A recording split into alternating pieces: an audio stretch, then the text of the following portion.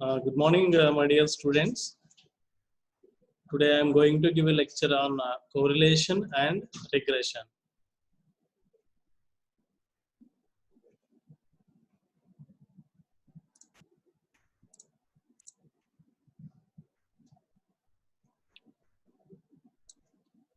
In the previous class, I have explained about descriptive statistics,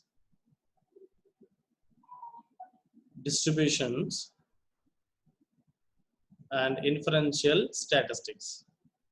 So in inferential statistics, estimation and testing of hypotheses.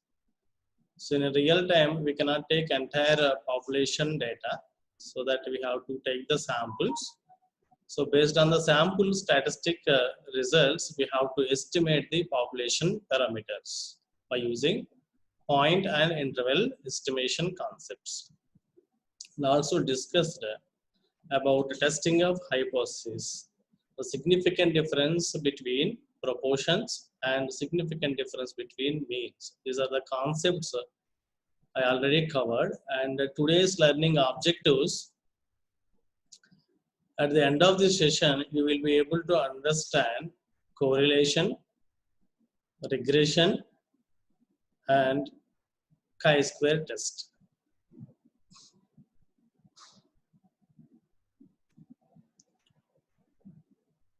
So correlation is used to find the relationship between two quantitative variables. What is quantitative variable? Data which can be measurable. If one variable known as independent variable influences the value of other variable known as dependent variable. See, this is the example, temperature and pulse. If temperature is increased and pulse also increase, there is a positive relationship between temperature and pulse. So till now, I have given examples for univariate analysis. For example, if you want to calculate mean for a variable, at a time you have to work with only one variable. Now, if you want to find the normal limits, then you have to take at a time only one variable. These are all concepts called univariate analysis. But here we are at a time we are taking two variables and we are finding relation between two quantitative variables. That this is called bivariate data analysis. Okay. And next, another example, price and demand. If price is increased, what about the demand? Demand will be decreased. So there is an inverse relation between price and demand. It is also called as negative correlation. Okay. So what is the use of correlation? It is used to know whether the change in one variable is associated with the change in the other variable.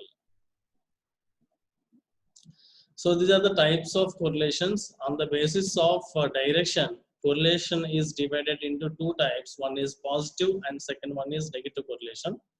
I already given example. If you take age, weight and height, suppose if you take height is increasing, automatically weight also increase, so that both the parameters goes in the same direction, so that it is called a positive correlation. The relation between height and weight is positive correlation. You can take price and demand. If price is increasing and demand will be decreased, so that it is called as a negative correlation. And on the basis of shape of the relation, it is divided into two types. One is linear relation and second one is non-linear relation. So linear means when you are in SSC, I think you seen the formula y equal to mx plus c or y equal to a plus bx, straight line formula. If the relation between two variables in the form of straight line, that is called the linear relation, or else if it is in another model, that is called the non-linear relation. I will explain with an example in further slides. Okay. On the basis of variables, correlation is divided into two types, simple and multiple correlation. Simple correlation means you can take only one independent variable and one dependent variable, then it is called the simple correlation. If you take more than one independent variables at a time, then it is called multiple correlation.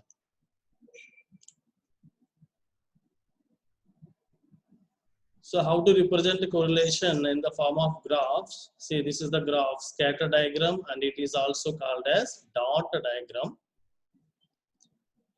It gives only direction. You can, by seeing this graph, you can whether it is a positive or negative, you can decide. But it cannot measure the strength of the correlation. We cannot represent in the form of numbers. Only we can see the direction by using this scatter diagram or dot diagram. We should take independent variables on x-axis and dependent variable on y-axis. I will show you an example. See here, age is increasing. Age is one variable and BP is another variable. Here we are finding the relation between age and BP. You observe here the scatter diagram. You should take age in x-axis because age is independent variable and BP is dependent variable. You can take on y-axis. If age is increasing, what about the BP? BP also increasing. This scatter diagram is in the upward direction. So there is a positive correlation between age and BP. You can see the direction, but you cannot measure the strength of relation between age and BP by using scatter diagram. So it is upward direction. This is called a positive correlation. Next, correlation coefficient. By using correlation coefficient, we can measure the strength of correlation between the variables. It is represented with a small r. The range of correlation -1 to +1.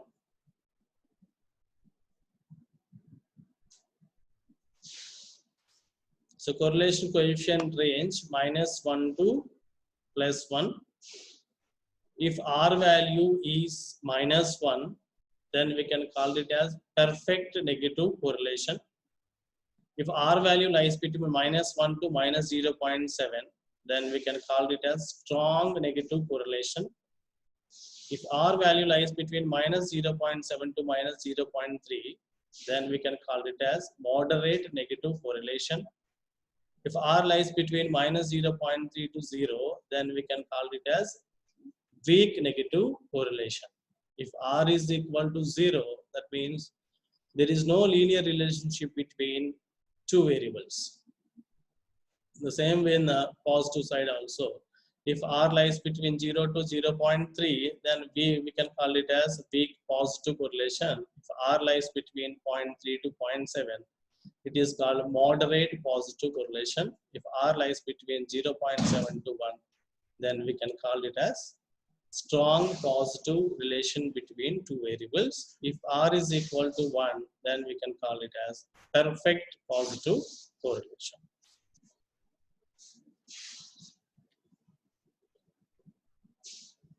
See, these are the graphs representing positive correlation, and the right side, these are the graphs representing negative correlation. See, this is perfect positive correlation. All the scatter parts, see, it is if you add all the scatter parts, you will get a perfect straight line. But it is not possible in real time. For example, if you take age of one person and take the BP, and same age group, you cannot observe the same BP value. It differ person to person, even the same age group. So that you cannot get perfect positive and perfect negative correlations because of biological variability. So that it is not possible in biology. In very rare cases, you will get this perfect positive and perfect negative correlations. If scatter plots are scattered from the straight line, see, observe from this graph 2 and this one. So the scatterness is increased from the straight line. That means correlation is weak. From starting to ending, you can observe. See, scatter plots are near to the straight line, then strong positive correlation. If this deviation is increasing, this is called moderate negative positive correlation. Here, scatterness is very high, and all the plots deviated from the straight line, so that it is a weak positive correlation. In the same way, negative side also. So this is called no correlation. There is no direction here. There is no upward direction and downward direction. See, if x value is increasing, see here at -2, highest value you can observe it on y-axis, and lowest value also you can observe at -2, and the same way at positive side, +2, highest values you can observe and lowest value also you can observe here. So that there is no direction. If x is increasing, y is not increasing or decreasing, so that this relation, there is no relation between x and y, so that we can call it as no correlation between x and y. So this is the difference between linear and non-linear relation. Sorry, this is a example for age and BP. Age is increasing and BP also increasing, so that you will get almost linear relationship you will get in case of age and BP. Whereas you can see here also there is a relationship, but it is not in the form of linear shape. You can take anxiety level and test score. If there is no anxiety, a person may get a very less score, and a person who is having some anxiety and they may get good scores, and a person who are having high anxiety, they may get a very less score in the test. Okay, so that this is the graph. This is also relation, but it is not in the form of straight line. This is not a linear relation. This is called a non-linear relation between anxiety level and test score. Okay. Next, simple and multiple correlation. In a simple correlation, you have to work with one dependent and one independent variables at a time. And in multiple correlation, you can take one dependent variable and more than one independent variables. That is called the multiple correlation. But in our syllabus, we have only simple correlation methods. But how to measure these correlations? So what are the formulas we have, and how to, if you have a raw data, and how to measure these correlations, I will explain. So basically there are a number of correlation methods are there, but basically there are two methods. One is Karl Pearson coefficient of correlation. It is represented with R, small r. And another method is Spearman rank coefficient of correlation. It is represented with the rho R, S. Okay. In your syllabus, you have only Karl Pearson coefficient of correlation, not Spearman rank coefficient of correlation. So this is the formula for calculating Karl Pearson coefficient of correlation. In the numerator, covariance of x comma y. What is x comma y? X is one variable and y is another variable. We are finding here covariance of two variables. So what is our main intention here? We wanted to find the relation between two quantitative variables. Here two quantitative variables x and y. Suppose x is height and y is weight. Here you wanted to find the relation between height and weight. So you can take raw values of height and raw values of individual values of weight. And what is the formula? Covariance of x comma y equal to 1 by n. What is n? Number of observations. Summation x into y. We have to multiply height with the weight, that is x into y. And we have to take the sum of all x into y values. So that you have to take here sum of x into y. Next, x minus mean whole square values. The first sample, that is height, x minus mean of height, x minus mean of height whole square, and that sum we have to take. Why we have to calculate this value? For calculating standard deviation of x. And I have given examples already in the previous class how to calculate the standard deviation. And in the same way, you have to calculate the standard deviation for y, second variable. Okay. Substitute all the values in this equation, and finally you will get the R value. Definitely here you will get a positive value because height is increasing. If height is increasing, weight also increase, so that you will get R positive value.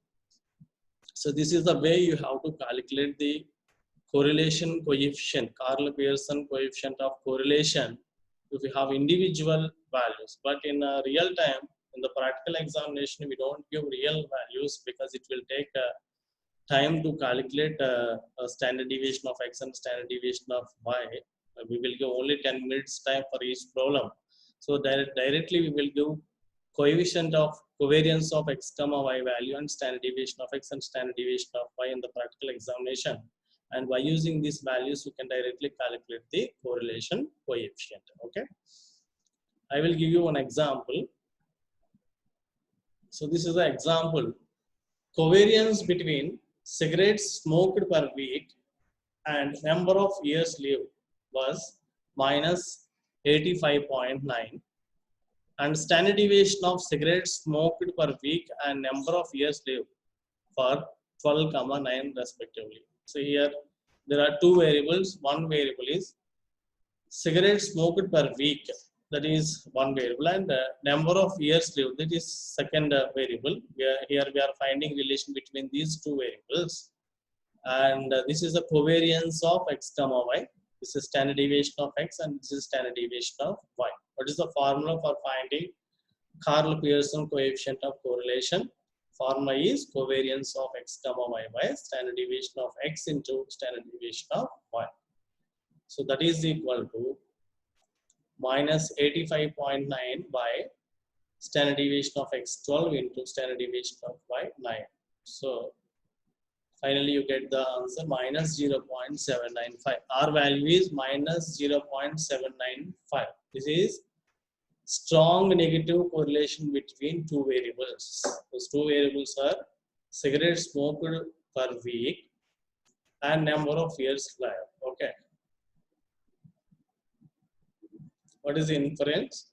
There is a strong negative correlation between number of cigarettes smoked per week and number of years. Okay. So this is the assignment. So you have to note down and do the assignment and send through WhatsApp. So this is the assignment number 1. Calculate correlation between weight and height.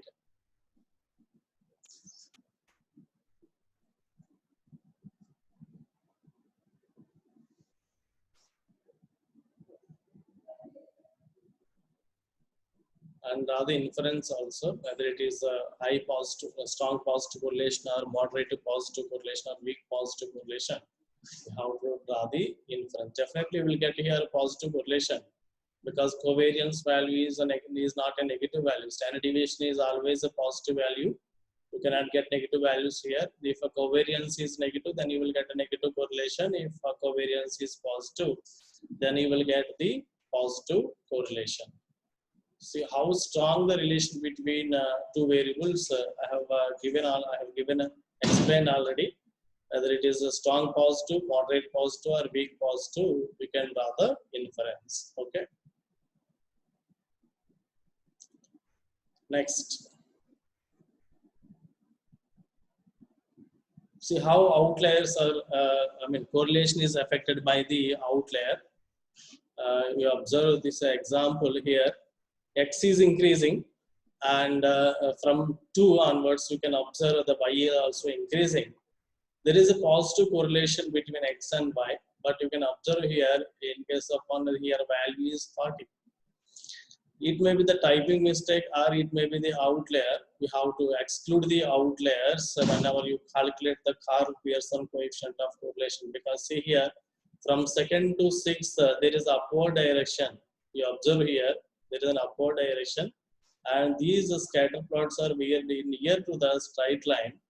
And because of this first sample 1, so value is 40. This is the outlier present in the data, so that you got R value is equal to 0.23. So this outlier correlation is affected by the outlier. Suppose if you remove this outlier, we will see what is the R value.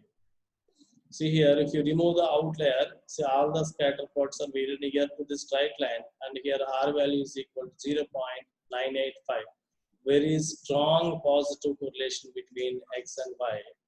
So whenever we have a data, and if data contains the outlier, first we have to exclude the outliers and then apply Karl Pearson coefficient of correlation.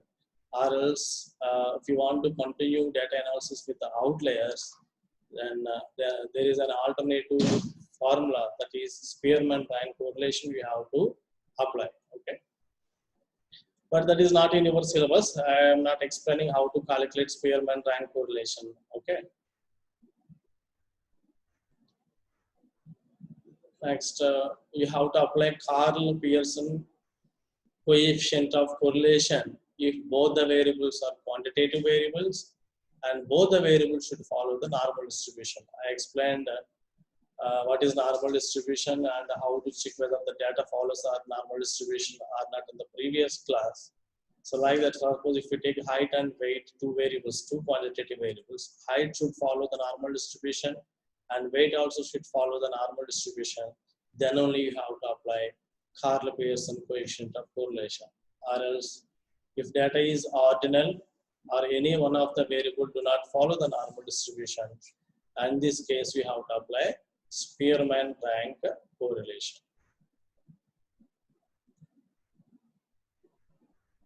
Next, applications of correlation. So you can check the validity of a test. See here, old IQ test is there, and a researcher developed a new IQ test score.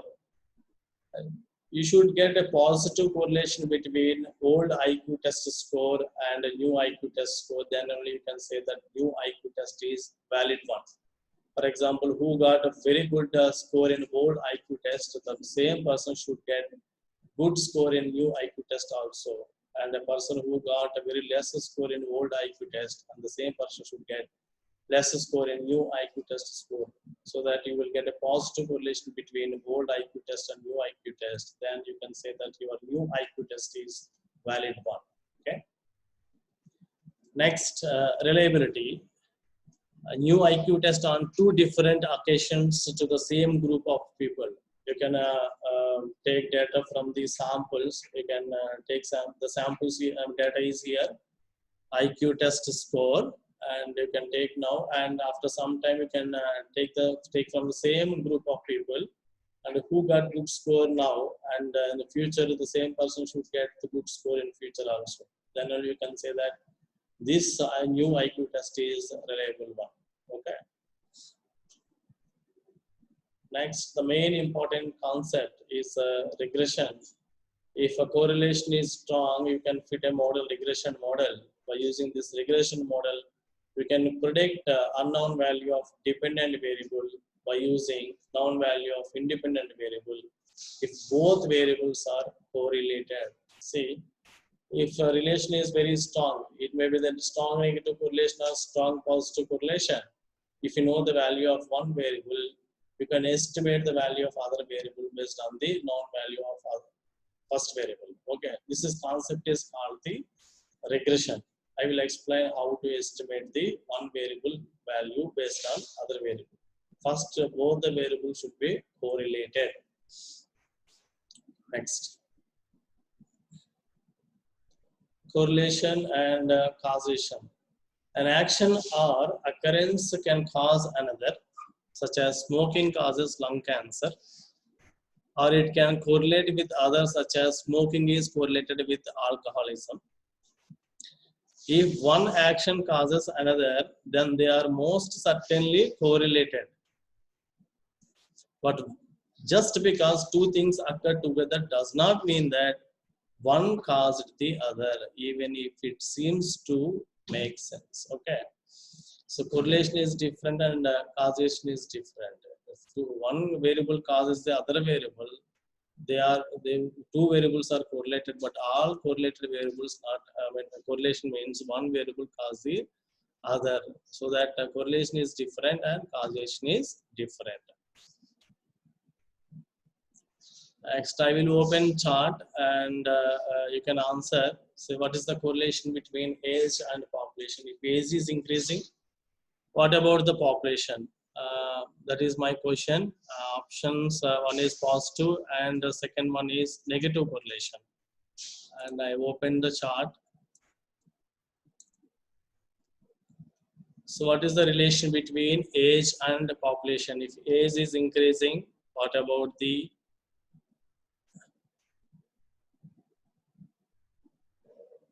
option B? So majority, age is increasing, what about the population? So age is increasing, population is increasing or not, whether if both are increasing, the positive correlation, or if one is increasing, the other one is decreasing, then we can call it as negative correlation. So majority option, some students option A and some students given option B. Here, see here, this is called the nonsense correlation or spurious correlation. So your age is not depends on the population, and population is not depends on your age. See, you can take your age group at the age of 5, and you can take the population, and at the age of 10 you can take the population of India, and you can apply chi-square, correlation test, and definitely will get the positive correlation. But as a domain expert, you should know you have to apply correlation or not between two variables. You have to decide as a domain expert. Okay. So you should not apply, you should not take two random variables, and you should not apply the correlation between two variables. Okay, this is called the nonsense correlation. So there is no relation between age and population. The population is not depends on your age. Okay. Next concept, regression. Regression is used to predict the value of one characteristic from knowledge of another. See, this is the correlation between x and y. You can observe here, x is increasing and y also increasing. And can you estimate the value of y if x is equal to 6? I opened again the chart, and anybody, can you estimate the value of y on the basis of this x value? Here there is a relation between x and y. X is increasing and y also increasing. And the answer is 13. Majority answer is 13. See how how did you estimate the value 13?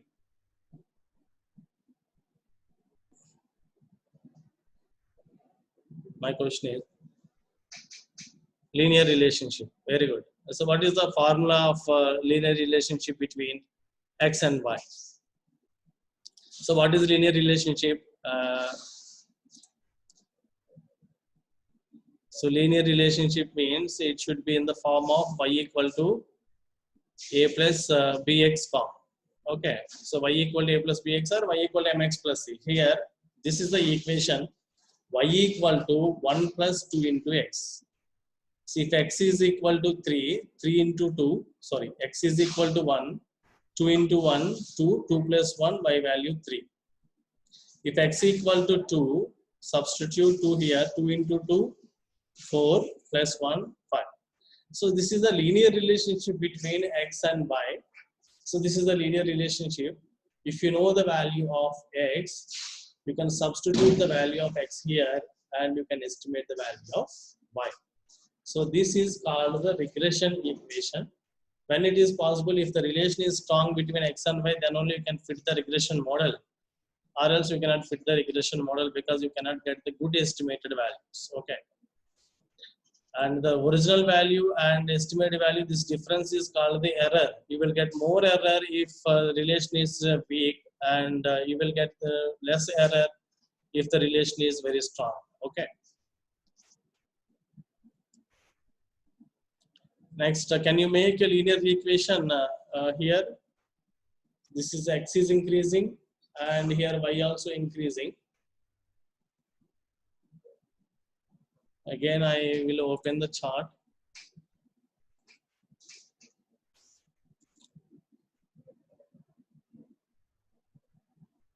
So what is the relation between x and y? See, there is a positive relation between x and y because x is increasing and simultaneously y also increasing. So there is a positive relation between x and y. Can you make regression equation of y on x here?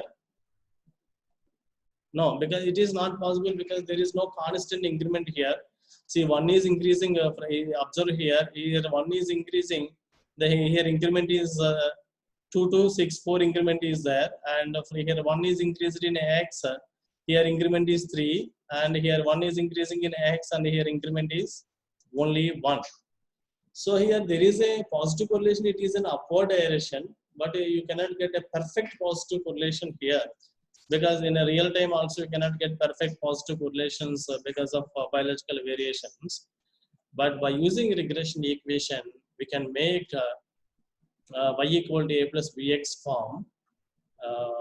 Even scatter plots are near to the straight line. Okay, so this is the scatter plots. So all the scatter plots are near to the straight line. That means a strong positive correlation between x and y. By using regression equation, I will explain how to make this regression equation. You can fit the model. Here the equation is y equal to a plus bx. Here y equal to 0.2 plus 2.6 into x. This is the equation. And how to get this equation with an example I will explain.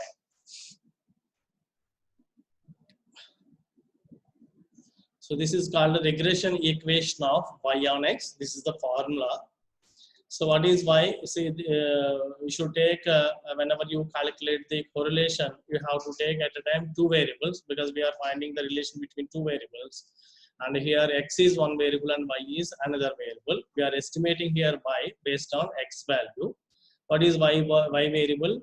What is y bar? Y bar mean mean of the y, second variable. You can take x is first variable and y is another second variable. Consider x is height and y is weight. Okay. You are estimating weight based on the height. Okay.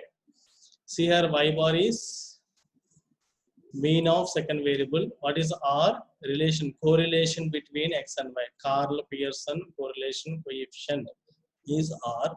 R represent relation between x and y, relation between height and weight. And what is y? Standard deviation of second variable and the standard deviation of first variable. And x is the variable and x bar is mean of the first variable. Okay, I will explain with an example, don't worry. So here the gestational age is there, and femur length is another parameter. If gestational age is increasing, what about the femur length? Femur length also increase. There is a positive correlation between gestational age and femur length.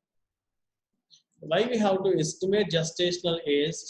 Here, see in for example, in radiology, this regression model is already fitted, and not only based on the single independent variable. You can take femur length is one variable, head circumference and BPD, different variables.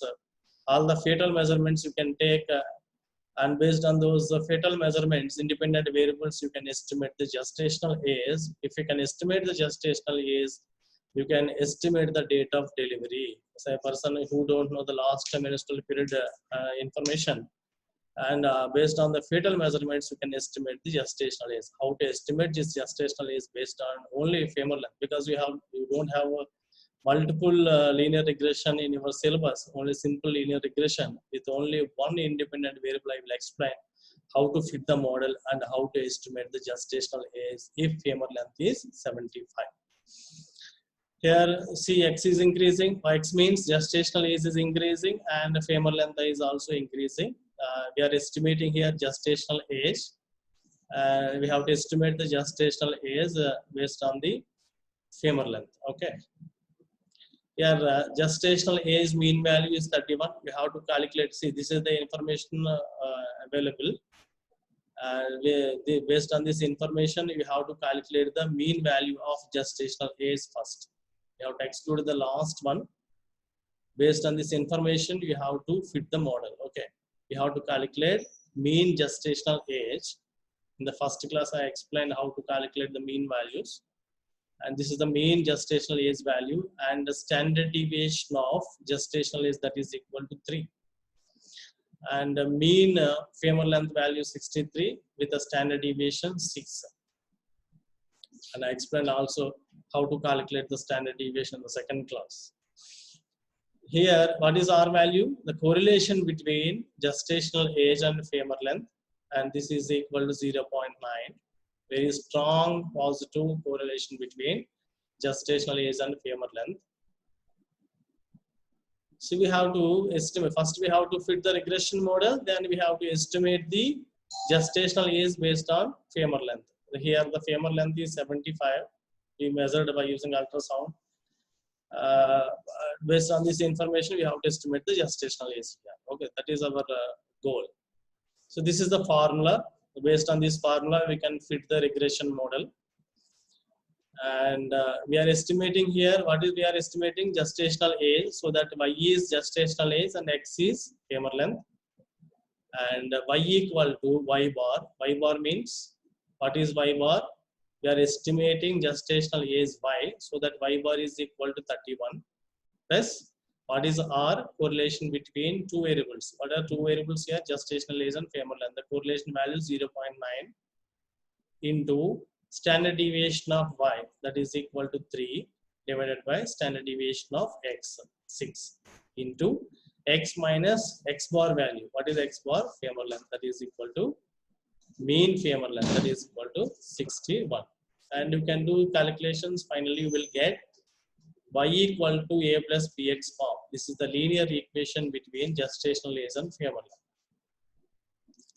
So we got the model, and you can substitute the x value, and you can estimate the y value now. What is x value here? If x is 75, what is x? If femur length is 75, you can substitute the 75 in place of x and calculate. Finally, you got 37 weeks. If femur length is 75, the estimated gestational age is equal to 37 weeks. So these are the models already developed and fitted in, already programmed and fitted in ultrasound missions. And based on these fetal measurements, automatically it will estimate the gestational age and estimated date of delivery. Okay, why we have to find the correlation and regressions. And these are the regression concept we are using in a artificial intelligence. Based on some independent variables information, we can estimate the dependent variable. Suppose whether one person will get a hypertension or not, whether a person is getting a diabetes or not. Based on the independent variables information, family history, and physical whether he is doing physical exercises or not, and eating habits, different independent variables you can take. And you can calculate the probability of getting hypertension or probability of getting diabetes. All these things you can estimate based on the independent variables. Okay, these are concepts are called regression. This concept is called the regression, and these regression models nowadays are using in artificial intelligence. Okay, so this is the example, and this is assignment 2. Here age in months. This is one variable, and pulp cavity ratio, this is another variable. We can observe here R value is negative. That means there is a negative correlation between age and pulp cavity ratio. If age is increasing, pulp cavity ratio will be decreased. Okay, there is a negative correlation. Here you can estimate fit a regression model. See, I already explained how to fit a regression model by using this equation. You can fit a regression model first. Then you can estimate age when PCR is 0.25. Here we are estimating age, so that here you can take y is equal to age and x is equal to pulp cavity ratio.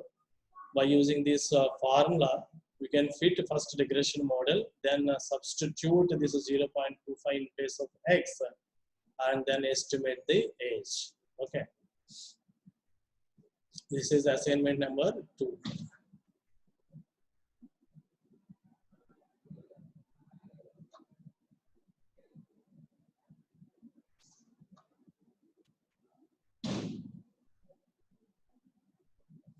Next, types of regression models are depending on independent variables. N number of regression models are there. But simple linear regression means one dependent variable, and you have to work with only one independent variable at a time. That is called a simple linear regression model. Both the variables should be quantitative variables. And in a multiple linear regression, you can take one dependent variable and more than one independent variables, because the dependent variable may not influence only based on one independent variable. For example, your marks is take it as a dependent variable. You don't see your IQ is one dependent variable, parents' education is another independent variable, and teacher teaching is another independent variable. These are the variables influence your marks, so that you can take different independent variables and you can estimate the dependent variable. If you take more than one independent variable at a time, then it is called a multiple linear regression. Or if you work with only one independent variable, that is called a simple linear regression. Okay. In a multiple linear regression, you can take not only quantitative variables, you can take qualitative variables also as independent variables.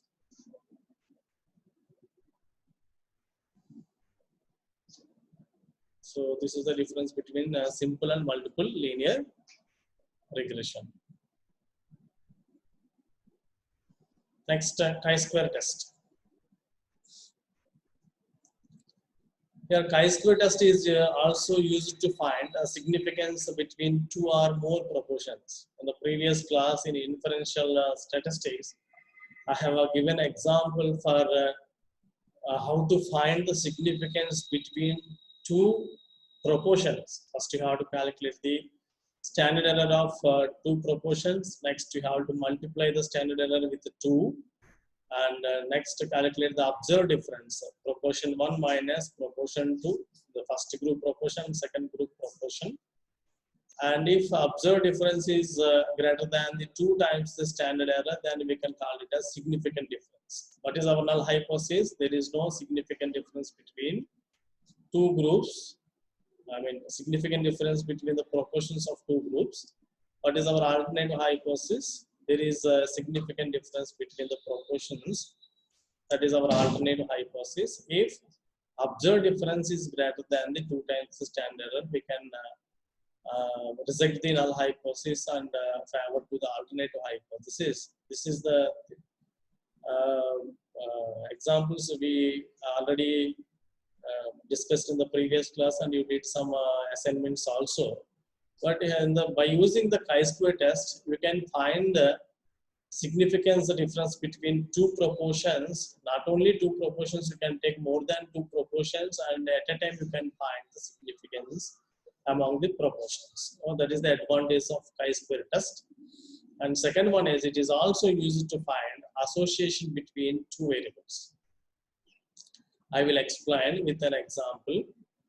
See here, smoking is one variable. In the previous, how to find the correlation? If both the variables are quantitative, then you can find the correlation. Okay. Here, both the variables are qualitative variables. You are finding the association between two qualitative variables here, not a quantitative variable. See, the smoking is present or absent. See, only you are taking a qualitative information, not you are measuring number of cigarettes smoked. You are not numerical. You are not taking numerical values here. Here only you are taking smoking present or absent, and lung cancer present or absent. See, that is the information, qualitative information you are collecting from the subjects. Okay, so these two variables are qualitative variables, and you are finding here relation between, association between two qualitative variables by using chi-square test. How to calculate chi-square test and how to take the inference, I will explain with an example. So this is the procedure for calculating chi-square test. Here, first you have to assume null and alternative hypothesis. What is general statement? What is null hypothesis? You should always take, there is no association between two variables. That is your null hypothesis. What is our alternative hypothesis? There is an association between two variables. For example, if you take smoking and lung cancer example, don't give a general statements. I have given a specific problems in the previous class, and you have written a general statements in null hypothesis and alternative hypothesis. Your general statement is there is no association between the variables. Alternative, there is no association. For example, if I give smoking and lung cancer example, we should write the null hypothesis. There is no association between smoking and lung cancer. That is our null hypothesis. What is our alternative hypothesis? There is a association between smoking and lung cancer. That is our alternative hypothesis, because the researcher don't know what result he will get. So he has to collect the data and he has to apply some appropriate statistical methods, and finally he will get some solution. Then only he will choose based on that solution. He will choose whether he has to choose null hypothesis or alternate hypothesis. So that first you have to assume null and alternative hypothesis. Next, some formula is there for calculating the chi-square test, and by using that formula you will get one value that is called chi-square observed value. Okay. Next, calculate degrees of freedom. Why we have to calculate degrees of freedom here? The formula is r minus 1 into c minus 1. R is the number of rows. Don't worry, I will explain with an example. C is number of columns.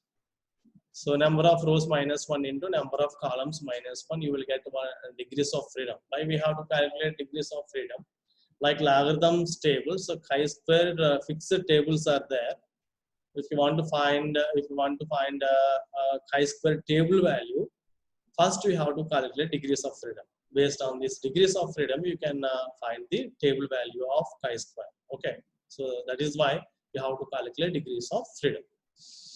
Next, find tabulated value of chi-square. These tables are fixed tables are there for chi-square according to degrees of freedom and level of significance. I explained in the previous class what is the confidence level, what is power, what is type 1 error and type 2 error. Usually 95% confidence limits and 5% type 1 error we have to take. That it is not fixed, but most of the researchers will take 95% confidence levels and 5% type 1 error. Okay, here also we took 5% error. That means probability. The percentage is 5%. What is the probability? The probability maximum value is 1. That is equal to 5% in the form of percentage. And if you take in the form of probability, this value is 0.05. Okay. Next, compare observed value with the tabulated value. See, by using a formula, chi-square formula, you will get one observed value. And by using these tables, you will get one tabulated value. And compare observed value with the tabulated value. Reject null hypothesis if observed value is greater than the tabulated value. This is the procedure. I will explain with an example, then you can understand. Okay. Here, researchers wanted to find the relation between association between smoking and lung cancer. That is his alternative hypothesis. He wanted to prove there is a relation between smoking and lung cancer, so that he started a study, and he collected 100 smokers, non-smokers, and out of hundreds, 60 had lung cancer, and he collected non-smokers 100 subjects, and out of 100, 10 had lung cancer. Okay, this is the information the researcher collected. And next we have to find where there is an association between smoking or lung cancer present or not. Okay, so what is our first step? First we have to assume null hypothesis. What is our null hypothesis? There is no association between smoking and lung cancer. That is our null hypothesis. And alternative hypothesis is there is an association between smoking and lung cancer. This is our first step. Next step, by using chi-square formula, we have to calculate the observed value. See here, what is O11? O11 means this is the 60, 60, 40, 10, 90. These are all observed values. Here O11 means first row, first column. Observed value of first row and first column. O12 means first row, second column. O21, this is the second row. This is first row. This is second row. O21 means observed value of second row, first column. This is first column. This is second column. Okay. O22 means observed value of second row, second column. Okay. What is N? Total samples. 100 non-smokers and 100 smokers. The total is 200. This is capital N. This is first row total 100, second row total 100, and the first column total 70, second column total 130. Okay, this is clear. What is the chi-square formula? This is the symbol, chi-square symbol. Chi-square formula is equal to summation of observed value minus expected value whole square by expected value. O is observed value, E is expected value. The formula for expected value, row total into column total divided by grand total. Here, for example, if you want to calculate expected value for O11, This is the observed value 60.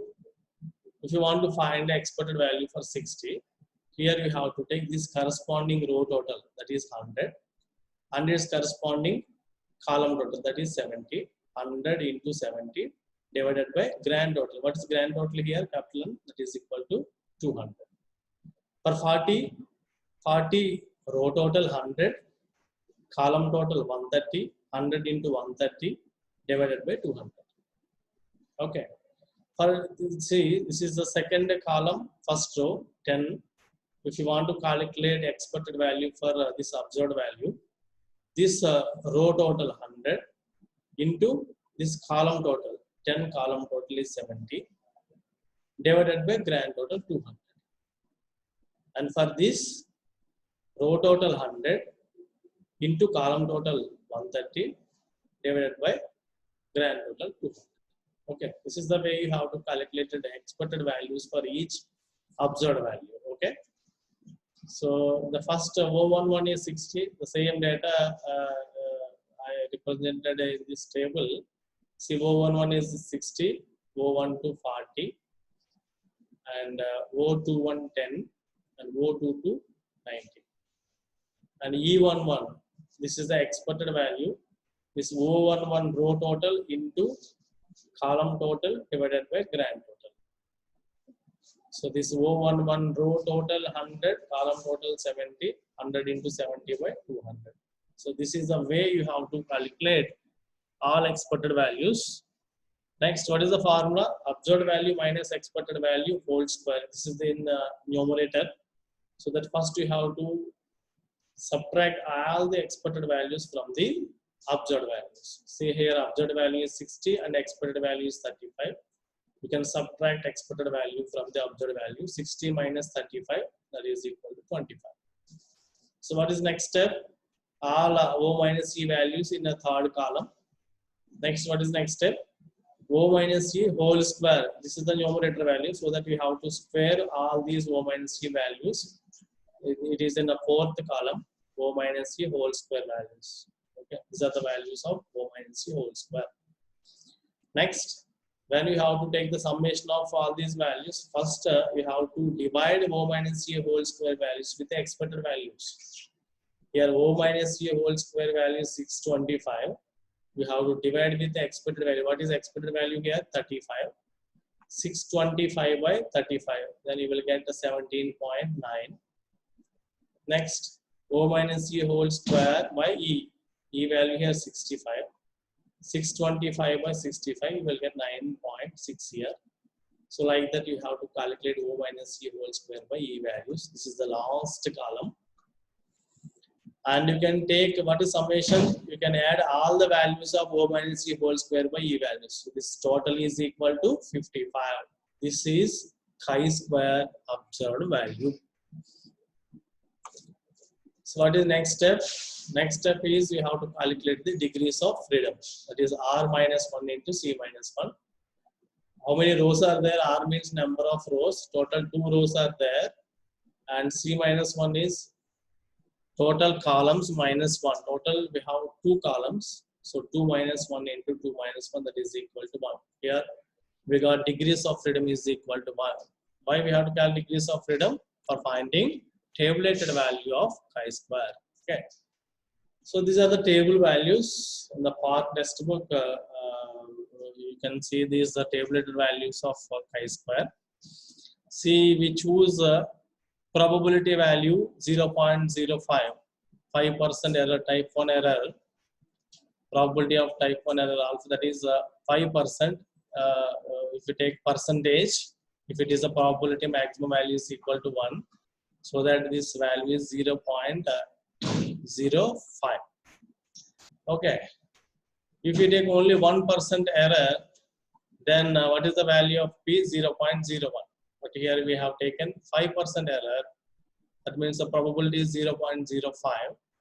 And degrees of freedom 1. Degrees of freedom 1 and error is 5%. That means the probability is 0.05. That corresponding value, degrees of freedom 1 and 0.05 probability, this corresponding value is 3.841. This is the tabulated value of chi-square. If you take only 1% error, not a 5%, then what is the tabulated value here? 1 degrees of freedom and 1% error. Then this is the value you have to take as a tabulated value. But in our case, we took 5% error, so that this corresponding value is our tabulated value. That is 3.841. What is next step? We found table value and also observed value. So here calculated value is 55 and tabulated value is 3.845. This calculated value is greater than tabulated value, so that we have enough evidence to reject the null hypothesis. In the procedure I explained already, if calculated value is greater than the tabulated value, we have to choose the alternative hypothesis and you can reject the null hypothesis. And we are rejecting null hypothesis, that means the data favors to the alternative hypothesis. What is our alternative hypothesis? We assumed in the beginning our alternative hypothesis is there is an association between smoking and lung cancer. We proved association between smoking and lung cancer by using chi-square test. Okay. So this is the way. If you have two qualitative variables, if you wanted to find the association between two qualitative variables, then you can apply chi-square test. Okay. Not only for association, you can find at a time more than two proportions significance by using chi-square test. Like this is the assignment. Don't take these values. The values will differ from person to person. Okay, don't take these values. See, this is the first cell, this is second cell, this is third cell, and this is fourth cell. Okay. Here, if let us suppose if you take your roll number is 25, you can add your roll number to the first cell and also last cell. For roll number 25, data is 625. This is fixed for all 400. This is fixed for all 100, and this is 525. For example, your roll number is 100. You can add your roll number to the first cell. This value 600 plus 100, 700, and last cell 500 plus 100. This is 600. Okay. You have to add your roll number to the first cell and last cell, so that for each student you will get different values, and you can calculate the chi-square, and you can give the inference. Is there any relation between diabetes and renal failure? What is our first? Don't do directly calculations. First, you have to assume null hypothesis, that are alternative hypothesis, and do all the procedure, and finally write the inference. Okay. This question is differ from student to student. Okay. I am explaining. I am telling again. We have to add your roll number to the first cell and last cell. This 400 is fixed one. This 100 is fixed one. For example, your roll number is 60. You can add 60 here, 660, and you can add 60 to the 500, 560. 660, 400, 100, 560. These are the values for who are having, whose roll number is 60. Okay. This data differs from student to student. Okay.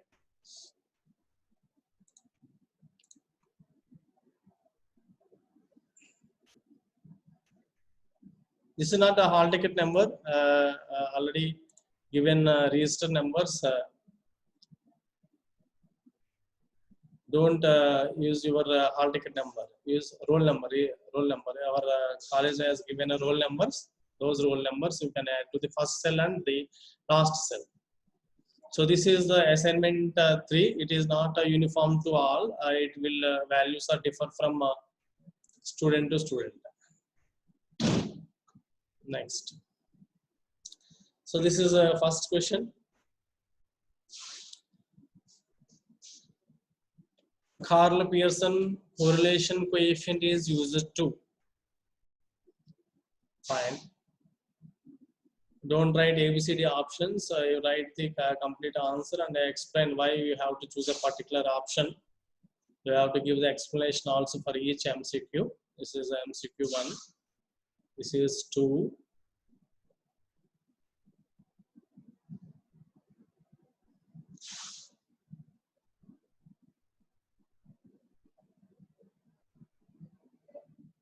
MCQ number 3.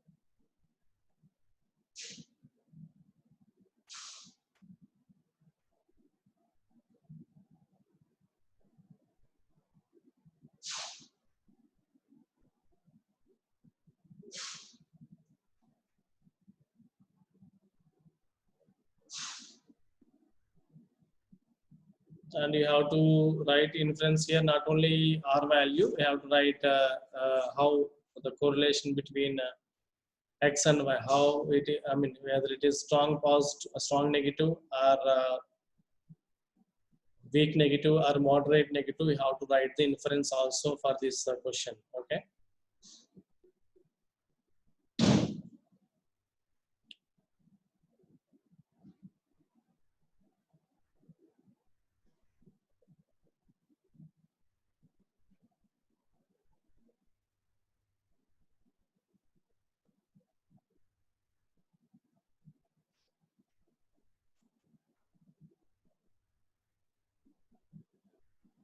See here, two variables are there. Income is one variable and expenditure is another variable.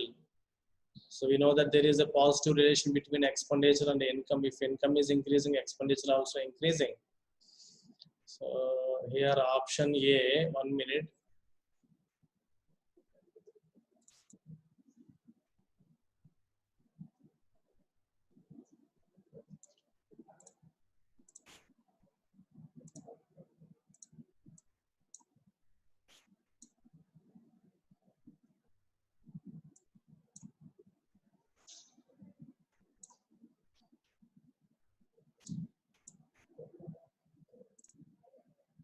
So option A is 8 here. Question number 9.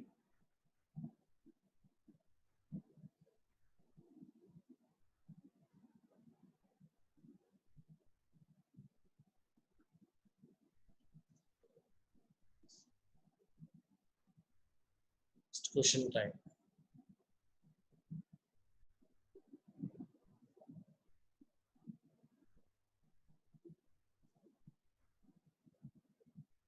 Thank you.